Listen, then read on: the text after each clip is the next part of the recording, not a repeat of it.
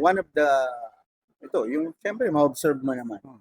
One of the worst habits siguro na nakita ko is yung hindi consistent. Kailangan consistent Kasi kayo. you have to be consistent about it. Mm. You have to do it regularly.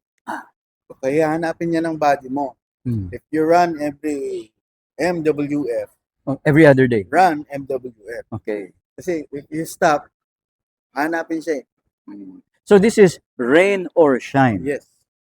It should be rain or shine. Yes. Oo. Kasi meron tayong tinatawag na specificity. Okay, you have to be specific about doing something.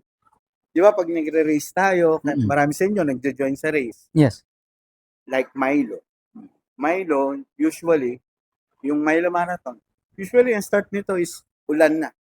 Ganun. Okay, so if you're not training in the rain, or di ka sanay tumakbo ng maaga, most probably, hindi maganda ang performance mo pagdating.